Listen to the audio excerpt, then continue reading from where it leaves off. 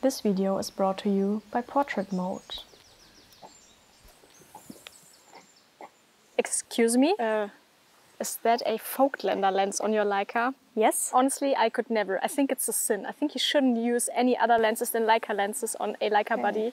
And if you ask me, I could spot a shot being taken on Leica glass straight away. Well then, why don't you just do it?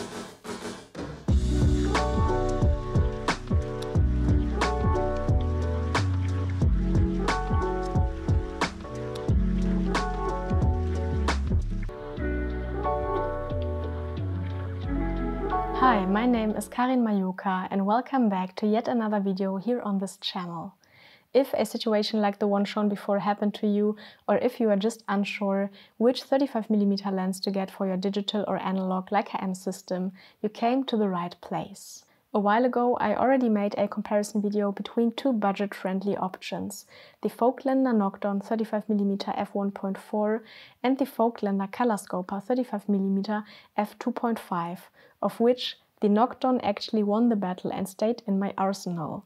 However, today we will see if the Nokton can win another round or if it will be kicked out from its throne, because just recently this infamous little lens found its way into my camera bag, the 35mm f2.0 Leica Summicron, which is known for its really beautiful image quality, pristine sharpness, but also proud price tag.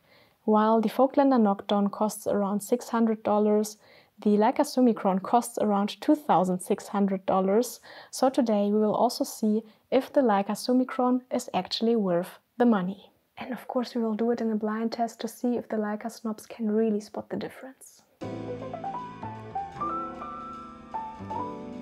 Since it's easier to try out two lenses with two people and two cameras, I met with my friend Elma, who helped me with this comparison.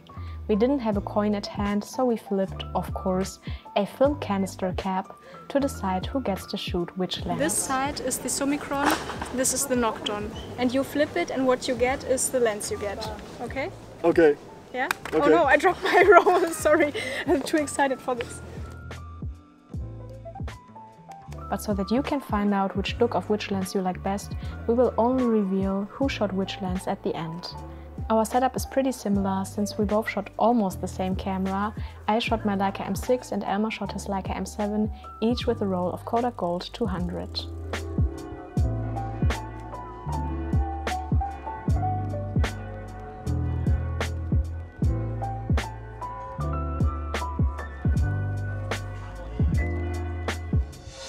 True fans of the channel know that I've been shooting exclusively black and white for all of 2023.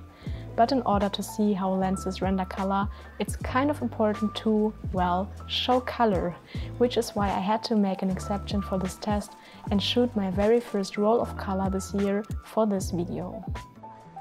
But back to the actual subject. To be honest, I think gut feeling and subjective preference are probably the most important factors in choosing a lens.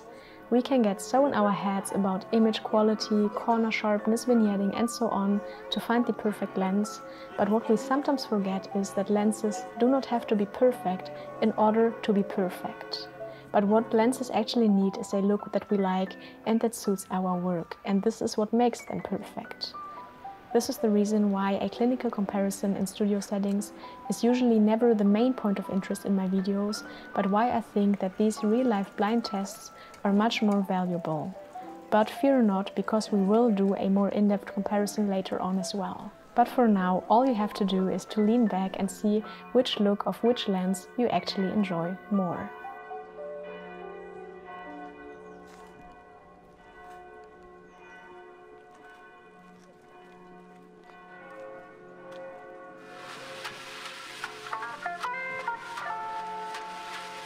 Einfach mal in die Richtung laufen, da wird es viel besser als in die Richtung, oder?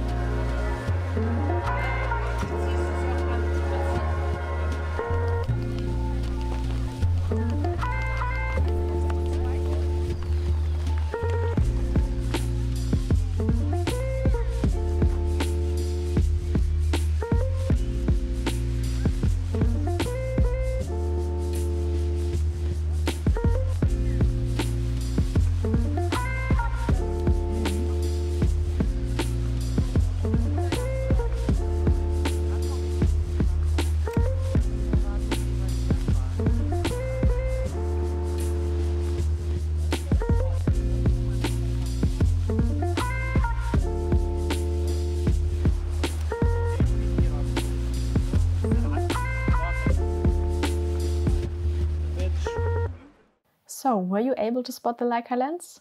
If so, what do you think? Who of us shot which lens? And I think I've left you hanging for too long already, so without any further ado, here is the reveal. You felt it in your head! You felt it! I knew it! I knew it was cheating! No. Lens A, the one that Elma shot, was, well, the Leica lens, the Leica Summicron. And lens B, the one that I shot, was then, of course, the Voigtländer Nokton. And here are some of the images again, so you don't have to scroll back in the video.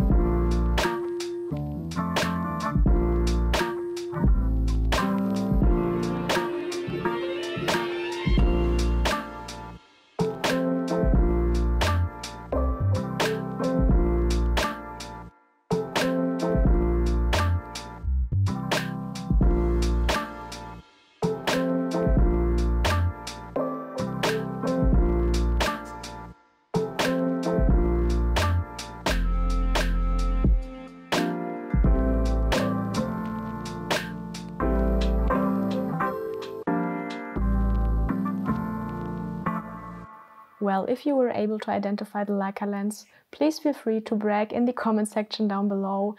And if you were not able to spot the Leica lens, no worries, just feel free to lie and brag about it in the comment section anyway, because I kind of suspect that the comment section will 100% be comments of people telling me that they were the gifted ones who spotted the difference straight away, even though I personally have to say that I think that both lenses are very strong and very, very close to each other, making it very hard to distinguish them for me personally.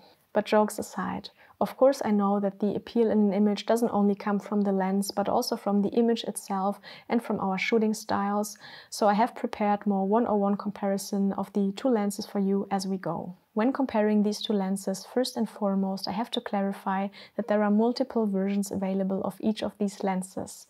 So the two lenses that I am using here are the Voigtländer Nokton MC and the Leica Summicron spherical lens. The Voigtländer Nokton MC stands for multi-coated, but there's also an SC, a single-coated version available, as well as a predecessor to them both, a Type 1 version without any other specification. And when we talk about the Leica 35mm Summicron, the list of different versions is really long, and if we would argue which of these versions is the best one, it would probably start wars, so let's better not get into this. The one that I have here is the spherical 11879 version made in Germany. Also, these two lenses differ in a multitude of ways, starting from the production year. I actually bought the Voigtländer Nokton new in 2021, which is probably more or less also the production year, and the Leica Summicron, at least the version that I have here, was produced between 1969 and 2015, being considered more or less a vintagey type lens. The price difference is also pretty significant.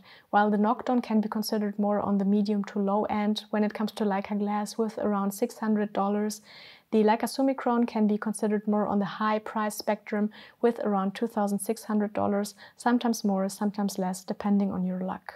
Overall, the Nokton is a bit slimmer, weighing around 189 grams, and the Summicron being a bit thicker, putting 246 grams on the scale. But when it comes to size, they are pretty similar and both very compact lenses. The Nokton has a larger diameter, but the Leica Summicron is a little bit taller. One of the most obvious differences probably is the aperture. While the Leica only has a maximum aperture of f2, the Voigtländer Nokton has a maximum aperture of f1.4. Regarding the tactile experience, in my opinion, it's just a matter of what you're used to. And I can say that I really love both lenses over the time span I used to shoot with them. But just to make the comparison complete, the Nokton has a tinier, slightly slimmer and straight focusing tab, while the focusing tab on the Summicron is a little bit larger and thicker and also has an angle to it, which kind of makes it a little bit more comfy to shoot. And on the aperture ring with the Nokton, we have those little wings that help you kind of guide the aperture, while we don't have that on the Leica lens, which for me doesn't really make a big difference. On the Summicron, the distance scale is a bit bigger and also a bit better visible in my opinion, but I only say that now in direct comparison.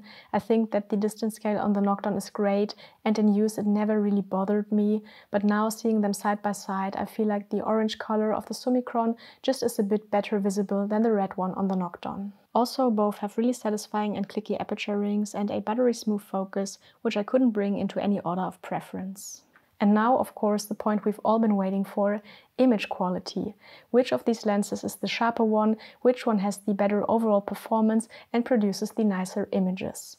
To properly pixel peep, I did this test on the Leica M10 with both lenses, which I shot in the exact same environment with the exact same settings, where I of course turned off the lens recognition and also lens correction on the Leica M10 for this test. All of these images were taken as RAWs and later imported into Lightroom, where I also turned off the lens correction and had no adjustments made to the images, but these are straight JPEG exports from Lightroom, so hopefully all of the differences we can see in the images are true differences between the two lenses. What is pretty noticeable with both lenses is that they are both really great with really solid performances. We have a little bit of vignetting with both lenses, but I feel like the vignette starts to disappear pretty quickly with the Summicron, while it takes a little bit longer for the Nokton. I feel like the Summicron already has no vignette after we stop it down just one stop from f2, while the Nokton needs around f4 to have no darker edges around anymore. When it comes to sharpness, the results are not really surprising, but yet somehow really surprising. I focused on the Leica M6 in the frame, and as you can see, center sharpness is pretty solid on both. But with the Nokton wide open, it almost looks like having a Pro Mist filter on with this hazy bloom in the frame, which disappears when you stop it down to f2. When we compare f2 on both lenses, the Summicron performs better both in the center but also in the corners, just looking a teeny tack sharper. The surprising fact is that the Nokton can keep up with the Summicron pretty well when it comes to center sharpness, and I even feel like there is a point around f8 where the Nokton seems to be a tiny bit sharper in the center than the Summicron. When it comes to the corners though, the Nokton cannot keep up because the Summicron is sharper in the corners all the time. Also, the Nokton shows more distortion across the board, bending these lines while they remain perfectly straight with the Summicron. In general, I know that the Summicron is known for its pristine image quality and its sharpness, but the real surprise here for me was actually seeing this in action. I was really blown away by the overall just really solid performance of the Summicron with almost no vignetting and almost no distortion across the board, across all apertures. But let's not praise the Summicron too much, because it actually has one problem that the Nokton doesn't have, and that is chromatic aberrations. Chromatic aberrations are a phenomenon that happens if we have very harsh contrast between edges, so for example between something black and something white, or something very light and something darker, we can experience this type of colorful fringing, often purple or green. And here you can see that between the metal shelf and the white wall on the Nokton we have no fringing, no chromatic aberrations, but we do have this thin yellow line on the Summicron, which happens across all apertures. So I guess we have found that one weak spot of the Summicron. But before I will tell you my final verdict, I feel like this review is getting a bit too technical, and I think we need some creative input again. And for that I have just the right platform for you, which is Portrait Mode, who's also the sponsor of this video. Unlike the name might suggest, Portrait Mode is a website for street photographers, where you can upload your photos to showcase your work, build your portfolio, and also connect to other street photographers from all over the world. One big advantage Portrait Mode has over other social media platforms is that it was specifically designed for street photographers, so that it's possible to tag the equipment but also settings used for a photo. You can also browse the site by categories or camera models to find inspiration tailored to your interests. And if you are on the go and don't want to miss anything, you can make use of the Portrait Mode app for iOS or Android. What I particularly like about Portrait Mode is that there are rotating features showcased on the main page, as for example a photo of the day, but also editor's choice selections, which gives your photos the chance of more visibility. Portrait Mode is completely free to use, so if that's something you are interested in, check out the link in the description box down below. And now let's answer the questions that we have raised in the beginning. Is it possible to see if an image was shot with a Leica lens? I think yes and no. Well, let me explain. In the scenario we had in the beginning where we shoot film and most of the images were taken around f8 or f11, and when you only see one image and not the counterpart in the same situation taken on the other lens, I think it's really hard, if not even impossible, to tell which lens this image was shot on because the performance is so similar in this kind of scenario. In other scenarios, as for example when we have two images side by side, or when the image was taken with a wide open aperture, I do in fact think that a trained eye can distinguish if a shot was taken on Leica glass or not, because the Leica lens just overall has a more consistent performance. Is this consistency worth the extra investment of $2,000 though? Well, yet again, my answer is yes and no, because it all depends on what you need in a lens, what factors matter to you, and what things you shoot.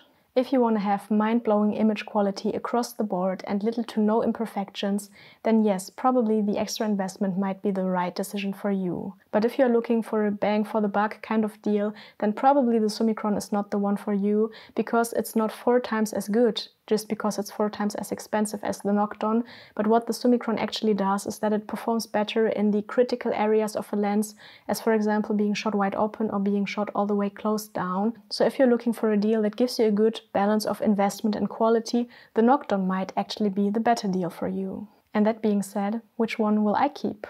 To answer this, I will actually give you this little throwback from 15 months ago. I will definitely keep the Nokton, and I think this is a solid option for me that does not tickle the itch to upgrade to something like a Leica Summicron anytime soon.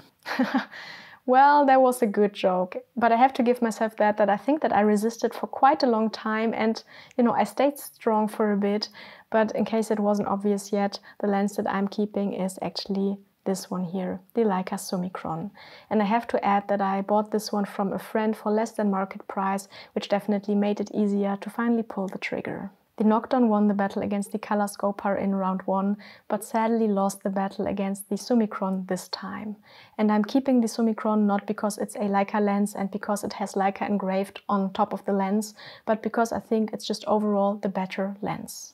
It has a more solid performance when it comes to image quality, when it comes to sharpness, vignetting, distortion, and so on. But I think what counts much more than that is that I love the character this lens has.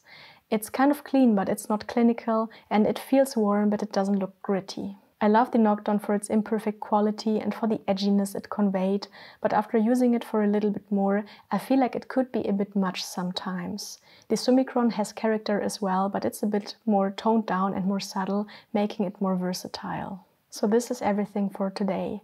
As always, I would be really interested to hear your thoughts about the situation. So which lens did you prefer, which look did you enjoy more, and which lens would you keep? That being said, I would say thank you so much for watching and see you in the next one.